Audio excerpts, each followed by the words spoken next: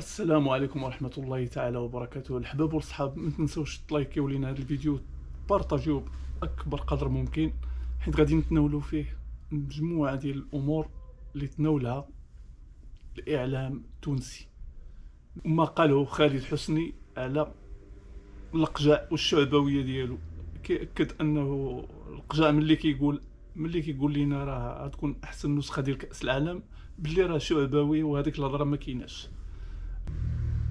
وكيتناول المشكل ديال دياز اللي وقع له مع اسبانيا، وكيقول بان اسبانيا هي اللي تخلات عليه وهي اللي ما داتهاش فيه وما اعتبراتوش. هذاك الشيء علاش المغرب داه يعني ساهل، يعني ماشي هو ما بغاش اسبانيا، ماشي دياز اللي ما بغاش اسبانيا. على اي، وتناولوا ايضا الوضعيه ديال الوداد الحرجه اللي كيدوز منها حاليا من بعد اعتقال الرئيس ديالو، وتناولوا مشكل ديال كأس العالم، يعني واش غتكون احسن نسخة ولا لا، والعراقيل اللي كاينه، وهضروا على المغرب بصفة عامة. هذا ما كان. شكرا على التتبع ديالكم. تصريح لمدرب بنك الأهلي طارق مصطفى، قال أنه تلقى عرض من الوداد بعد رحيل فوزي البنزرتي، لكن هو يرتبط بعقد مع بنك الأهلي. الوداد أزمة تسييرية، أزمة رياضية. فريق سيشارك في مونديال الأندية في أمريكا 2025، لكن وضعيته صعبة جدا. خالد، أنت خبير بشؤون الكرة المغربية. شوف امين، حكيناه فمال دو فوا في البلاتو هذايا، قلت لك راهو مادام الرئيس ربي يفرج عليه ماهوش موجود مع الفريق وماهوش معناتها ملم بكل شيء، دونك بس سي نورمال بيصير مشاكل. ما تعرفش انت تو شكون يحكم في الفريق، ما تعرفش كيفاش لومبيونس. هاو فوزي 3 مرات يخرج ويعاود يرجع، تو خرج معناتها الملاعبيه فسخوا ل7 ولا 8 ملاعبيه في ديسمبر، دونك فما برشا مشاكل راهو. انا بالنسبه لي أنا يلزمهم يعملوا اجتماع معناتها لو بلوتو بوسيبل، يختاروا فيه رئيس جديد. وخاطر الوداد تحب ولا ما تحبش فريق كبير، معناتها دوماج انه ماناش نلقاو عام الجاي في الشامبيونز ليج ولا في الكاف، معناتها منافسه السنه الثامن ولا التاسع في الشامبيونا، بعيد عليه الشامبيونا. دونك اني قلت لك معناتها يلزمهم يعملوا اجتماع ويقرروا فيه ويختاروا فيه رئيس. باهي، بعد شوي باش نحكيو على مونديال المغرب، البرتغال واسبانيا، المدرب بيتكوفيتش وتفسيره لبعض الغيابات. اليوم كان الاعلان على شعار المونديال، مونديال 2030، اسبانيا المغرب والبرتغال. يلا باموس، يلا بالعربيه وباموس بالاسبانيه. نجم نشوفوا مع بعضنا الشعار، شعار مونديال 2030، هذا هو الشعار. وفوزي لكجع كابتن يعد بأفضل نسخة من المونديال عام 2030. تعرف قيمة التشالنج وقيمة التحدي، بما أنه كابتن يجي بعد مونديال أمريكا. مونديال أمريكا تشوف من توا استادات حاجة مبهرة كابتن، وشفت مونديال قطر اللي تعدى سون فوت حتى غلطة في مونديال قطر. مونديال أمريكا باش يكون أيضا مونديال على أعلى مستوى حسب اللي قاعدين نراو فيه حاليا. 11 ملعب في أمريكا، 3 في المكسيك و2 في كندا. بعده يجي مونديال المغرب، اسبانيا والبرتغال، وفوزي لكجع يعد بافضل نسخه موندياليه. على اي اساس؟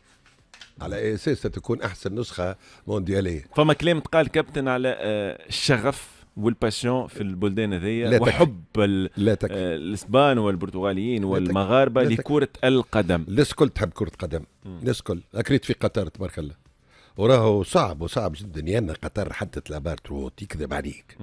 راهو باش يجيب بلد اخر ويعمل كيما قطر راهو صعب جدا، من ناحيه التنظيم ومن ناحيه التنظيم اللوجستي، من ناحيه كيف المغرب راهو صعب جدا باش فريق عربي يوصل نصف النهائي. انتهى معناها امور هذه مش تقعد في التاريخ، وانجاز كبير بالنسبه للمغرب وبالنسبه لقطر. زد على ذلك ان قطر نظمت كأس العالم وحدها. كأس العالم وحدها 32 ساعة ولا صحيح. المغرب في رقعة جغرافية محدودة، جغرافية وكذا، ونجحت والنجاح باهر. ولهذا السبب معناه ستكون ريفيرونس بالنسبة للناس الكل. ونعرفوا شو اللي صار في قطر، ومبناو مدن وشاهد وكذا، وامور بنية تحتية معناها من اعلى مستوى. دونك معناها سيد لكم نبليسيمون، والله احنا مش نكونوا احسن. شكون قال لك مش نكون احسن؟ الملاعب كابتن اللي يتم تشييدها في المغرب ملاعب على اعلى مستوى. تشوف في سانتياغو برنابيو، تشوف في الكامب نو ايضا التغييرات والتحسينات. هذا كله ما يظهرش خالد انه الثلاثه بلدان هذوما عندهم الامكانيات لتنظيم مونديال استثنائي عام 2030؟ والله انا بالنسبه لي انا راهو المغرب تنجم تنجح كاس العالم معناتها على خاطر عندها لي تيران، عندها لي مويان، عندهم الفلوس، البنيه التحتيه السياحيه ايضا السياحيه الحقيقه معناتها بتصير كاس العالم. انا بالنسبه لي انا معناتها ابار قطر اللي كانت ناجحه 100% بالنسبه لي انا، اما حاجه في الكوب دي موند 2030 انك معناتها كما تفرج نجم تمشي 3 بلدان هكا ولا قراب لبعضهم قراب لبعضهم، نجم معناتها في شهر دور 3 بلدان هكا ولا كتونسي تبدا عندك فيزا شنغن فوالا خاطر المغرب احنا بلاش فيزا. شوف ما التنظيم اللي صار عملته المغرب سواء في كاس العالم للانديه في كل شيء معناتها نجحت فيه في الامن، نجحت فيه في الامان. دونك انا نستنى فيه الكاس العالم هذايا خاطر بالنسبه لي انا باش يكون عالمي ومن طراز باهي. ممكن تكون انت في احد الاطر الفنيه لاحد المنتخبات المشاركه في مونديال 2030، ربما تكون مساعدا لصديقنا الجهبذ محمد سليتي. نشوفوا سامحني تو كي يقول السيد لقجع بكل احترام معناها مش يكون معناها حاجه وراء العقل التنظيم تاع المغرب ايش هو على اي اساس سيتابوي سور كوا هو وعد كابتن وعد عليه هنا كابتن اللي باش تعمل وعد، ولكن مش باش معناها شعبويه كابتن ياسر شعبويه.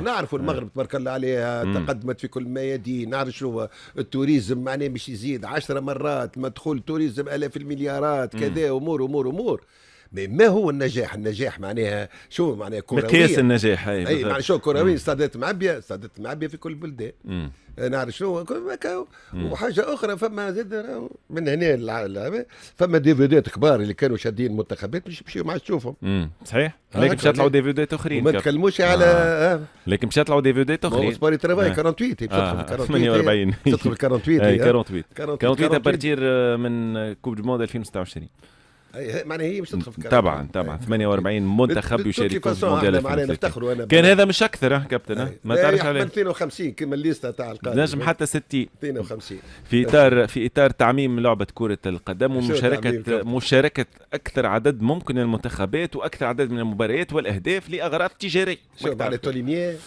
ما نعرفش انفانتينو كيفاش يخمم كابتن، لكن هو هذاك التوجه نتاع انفانتينو. قريت كيفاش الكره هيك الفلوس شوهت الكره شوهتها. انت كابتن الفلوس ونساو الكره كيما هات الفلوس. انت كابتن ما سمعتش ارسين فينغير شنو اقتراحاته لتطوير لعبه كره القدم ولا؟ ارسين فينغير يشجع على الكارت الازرق، قال لك التوش يتلعب بالساق ما عادش باليد لتسريع اللعبه 2 فوا 30 ما عادش 2 فوا 45 60 دقيقه فقط. المباراه تغيير لائحه قوانين التسلل كما حكينا عليه المره اللي فاتت، معناها التسلل يصبح المهاجم عنده اسبقيه كبيره على المدافع. هذا كله عليه عقدوا في لعبه احسن لعبه في العالم، تسجيل اهداف عليه عقدوا فيها عليه تو انت يا فانجير شو 30 دقيقه و60 وحكايه ودي خليك كما كانت يزيد انت في الجول رجعوا 10 متر هون تولي 4 متر. لا كابتن 30 دقيقه راه معناتها ما عادش ترى الاهداف. ايش قلت لك؟ ما عادش ترى الاهداف. شكون مش مع سراه في تونس ما تشوفش باس مش دو باس الكره كل في تونس 30 دقيقه في تونس القام لاعبين 5 دقائق. لا بشوالي اكثر سرعه. لا سرعه سي با سا يا اخي اللاعب مش اكثر سرعه. تو انت موريت الجماعه ذي مباريات تاع مانشستر والاخرى وليفربول يا اخي ذيك من السرعه خويا كابتن كي تولي تعطي توش بالساق وما فماش رجوع في التوش راهو اكثر بطولات. اسمع شو ما بالساق راهو اسيست شو هذوما شو والفار راهي ماهيش حكايه تطور كره قدم ولا او مش نقول لك الفار راهو اليوم صاير في فرنسا ليكيب 2 باج ولا اون باج على مشكله التحكيم في انجلترا، مشكله الاربيتراج ارفوار حاجات الفار في المانيا الفار في انجلترا مشاكل عديده صح كابتن. دونك راهي ذي الكل راهي امور تجاريه ما بالك بتونس كابتن انه الفار خاطر هذوكم عندهم تكنولوجيا دونك تشري الواحد يشري ينحيوا الفار ونحيوا الدنيا خليك يقبل. نرجعوا كما قبل نرجعوا الى كره القدم مجهود جبار ومجهود كبير للحكام من غير فار كابتن تولي الحكم هو جزء من اللعبه، جزء لا يتجزأ من اللعبه. اذا اخطأ خطأ بشري كابتن. قال واحد انجليزي ايش قال عمل لي تيود على الفار في الاخر بكل قال راهو تحبوا تردوا من اللعبه هذه مثاليه عمرها ما تكون مثاليه لازمها فيها اخطاء. اللعبه ذي بنتها هي الاخطاء على كره القدم. صحيح. قال هي مجعوله للبشر والبشر يلعبوا فيها ويحكم فيها البشر ويتفرج فيها البشر. خليها ايمان معناها، خليها بشريه، خليها خليها مش يغلط. شو نسبه الهامش الخطا تاع الاربيتر ما نعرفوه. بون انا في تونس ما نعرفش الحق، ما نحبش انا نحكم على النوايا خاطر برشا اخطاء واحد ما يجيش النوم عليه. كابتن سمعت باولو مالديني شنو قال على منتخب المغرب ولا لا؟ باولو مالديني حكى على المغرب، قال كنت اعتقد ان منتخب المغرب سيختفي بعد انجاز مونديال قطر، لكن هاني كنت خايب انه الريزولتا والنتيجه صدفه كان في قطر وبلوغ الدور النصف النهائي. لكن نشوف كان في منتخب المغرب مستمرين في جلب نجوم العالم وتقويه خطوطهم. يحكي على طبعا على استقطاب ابراهيم دياز وافتكاكه من المنتخب الاسباني. حكى ايضا لا ما فماش افتكاك. شنو كابتن فماش افتكاك؟